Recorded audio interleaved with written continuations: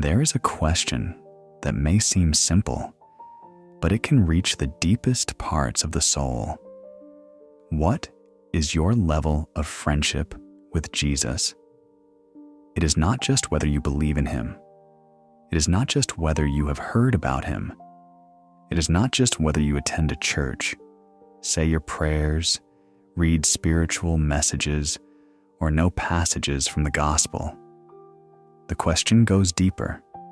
It is more personal, more transformative. How close are you really to Jesus? Because there's a great difference between knowing who Jesus is and truly walking with him. There's a difference between admiring him from a distance and allowing him to dwell in your heart. There's a difference between seeking Jesus in moments of distress and developing with him a constant, quiet, and genuine friendship. And perhaps this is one of the most important spiritual reflections in life. Many times, we imagine that closeness to Jesus is automatic. We think, I believe, so I must be close. But spiritual reality shows us that there are levels of nearness. There are different ways of standing before Christ. And this becomes very clear when we look at the gospel itself. Jesus was never alone. Wherever he went, people surrounded him. Crowds gathered around him. Men, women, the elderly, children, the sick, the distressed, the curious, the hungry for hope. Everyone wanted something. Some wanted to hear his words. Others wanted to see miracles. Others wanted to be healed. Others simply wanted to observe him. Others were looking for answers to the pain they carried. The crowd was near Jesus. But being physically near does not mean being spiritually close. And here is a truth that needs to be spoken honestly. Many people are still living today like that crowd. They know Jesus exists. They recognize his power. They admire his light. They are moved by his message. They even seek him in difficult times, but they go no further. The friendship of the crowd is a shallow friendship. It is the friendship of those who come close when they need something, but do not remain out of love. It is the friendship of those who want comfort, but not necessarily communion. Of those who want the blessing, but do not always desire transformation. The crowd wants to touch the effects of Christ, but does not always open itself to know the heart of Christ. And this happens often in our spiritual lives.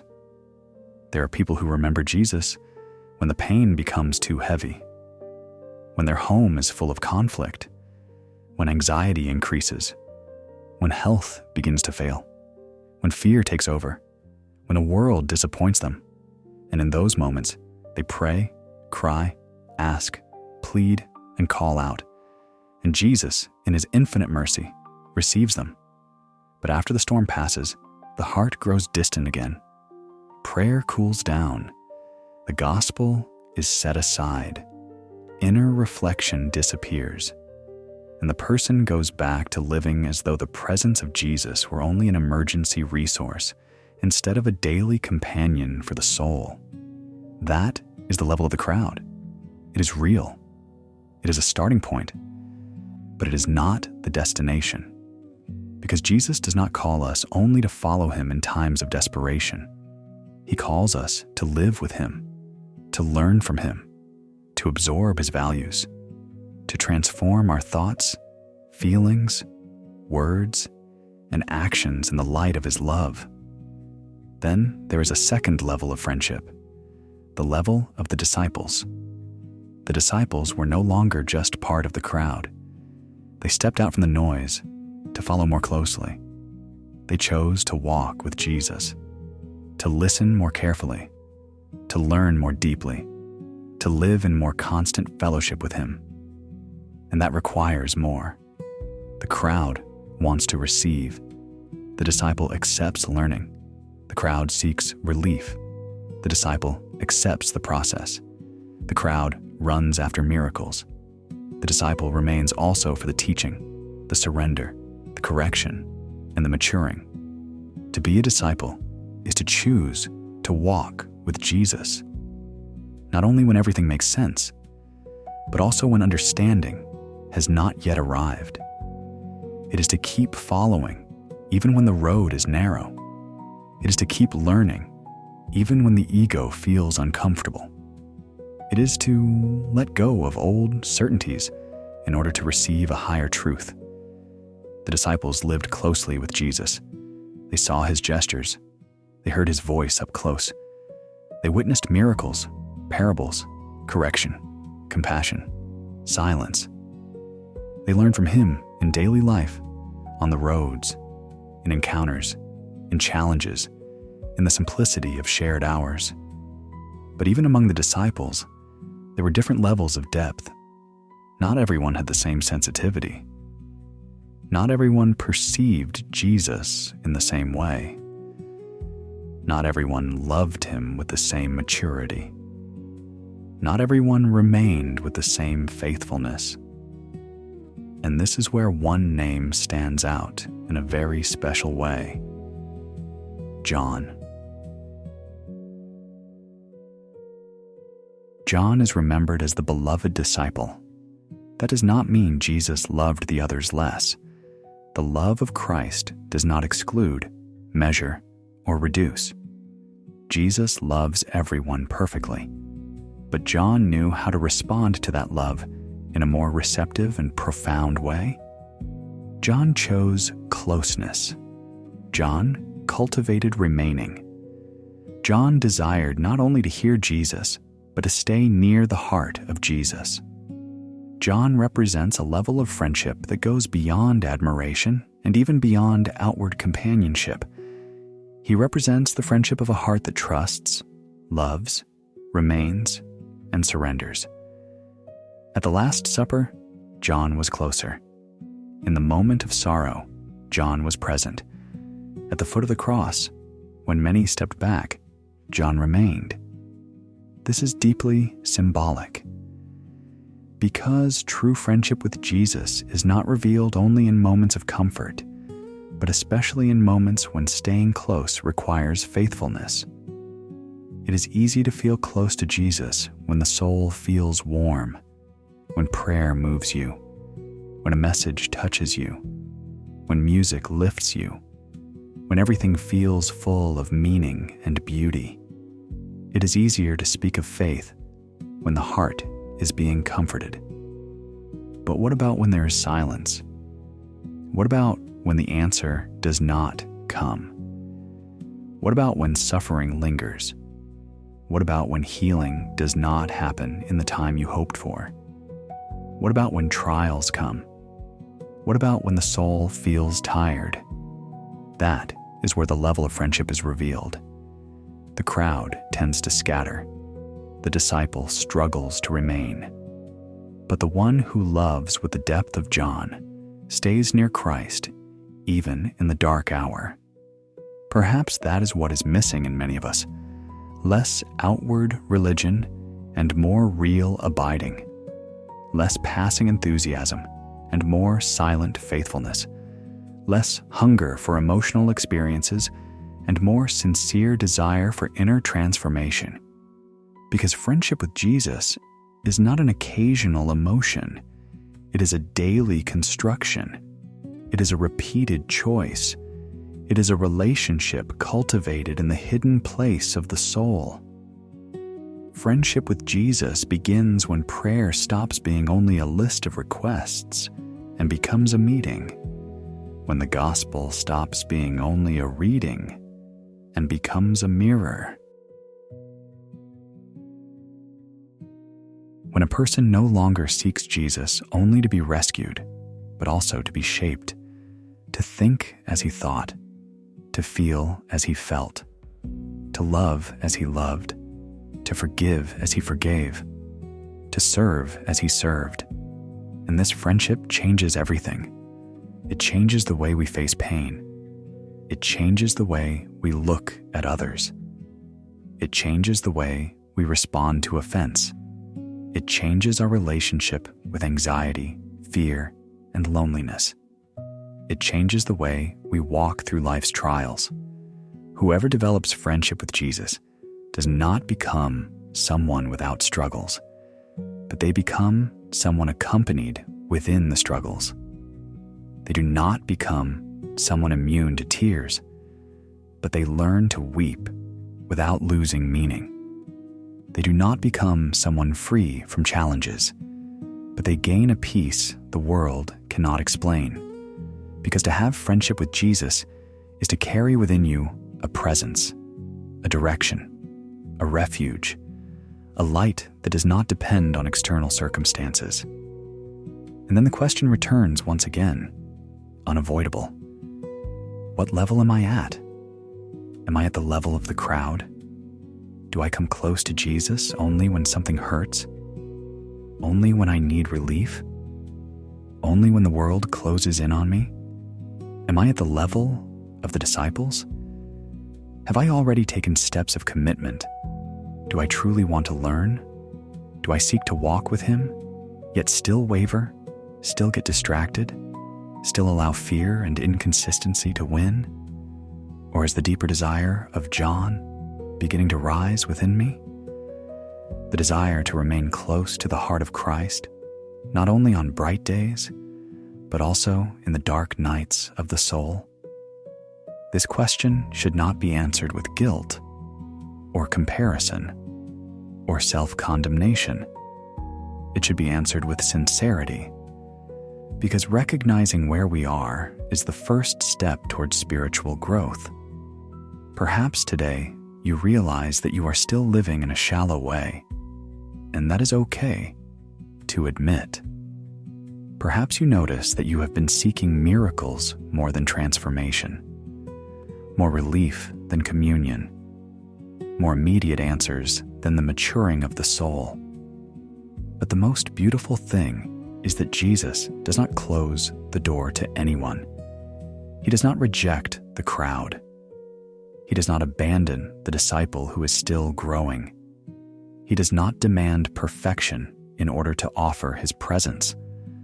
On the contrary, he continues to invite, inviting the distracted heart, inviting the tired soul, inviting the one who drifted away, inviting the one who believes but has not yet learned how to remain, inviting the one who already loves him but senses there is still more depth to reach. Christ is still calling us closer, closer to truth, closer to peace, closer to the love that heals the wounded places of the being, closer to a faith that is no longer only about moments, but becomes a state of consciousness.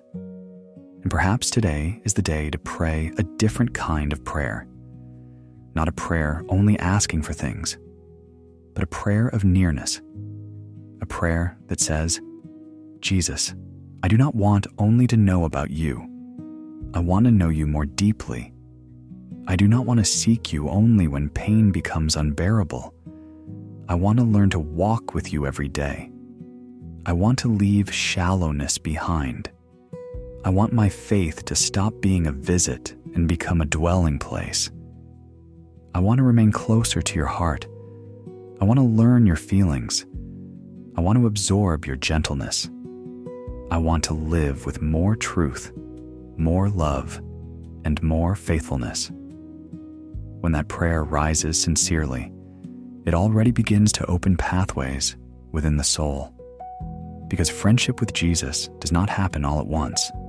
It is built in small gestures, in small choices, in moments of prayer, in watchfulness over our words, in the effort to forgive, in inner discipline, in studying the gospel, in humility to recognize mistakes, in willingness to begin again as many times as necessary. No one develops friendship with Jesus through outward appearances. No one develops friendship with Jesus through beautiful speeches. No one develops friendship with Jesus merely because they move others with words of faith. Real friendship is quiet. It is deep. It is true. It appears in the conscience, in hidden decisions, in the way we treat people, in the way we handle suffering, in the quality of the love we pour into life. In the end, what matters is not only how many times we speak about Jesus. What matters is how much we allow him to live within us. What matters is not only how much we know about the gospel. What matters is how willing we are to live it. What matters is not only how many spiritual gatherings we attend. What matters is how much our soul truly becomes closer to the heart of Christ. And so this reflection keeps echoing. What is your level of friendship with Jesus? Perhaps this question is the beginning of a deep change. Perhaps it reveals where your faith is still shallow. Perhaps it shows where your soul has already matured. Perhaps it is a call into a new level of spiritual closeness. May you not settle for the position of the crowd. May you have the courage to walk as a disciple. And little by little, may you learn to love as John loved, with abiding, tenderness, faithfulness, and depth. Because the greatest transformation in life does not happen only when we hear about Jesus. It happens when we draw so near to him that his presence begins to shape who we are. And when that happens, everything changes.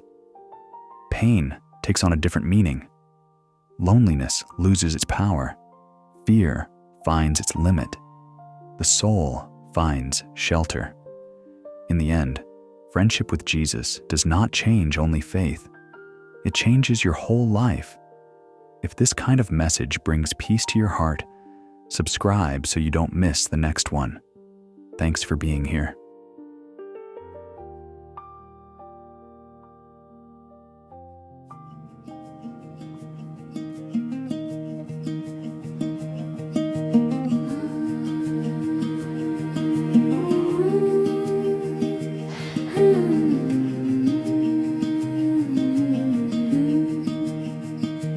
I am free to grow, I am free to change. Every ending opens something new and strange.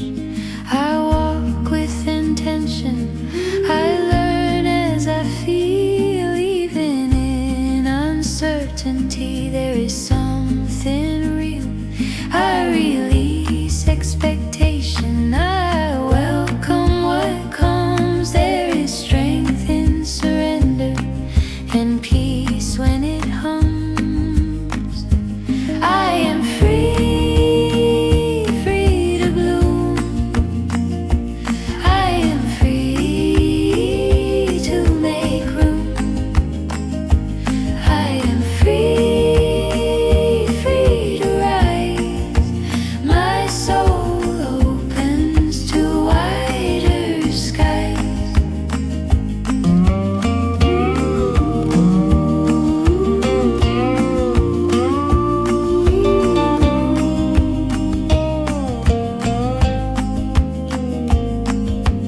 I don't fear beginnings, I embrace the day. Every step invites me to a brighter way. I choose thoughts that lift me, I align with flow. Life responds in rhythm, more than I know. I trust, I move.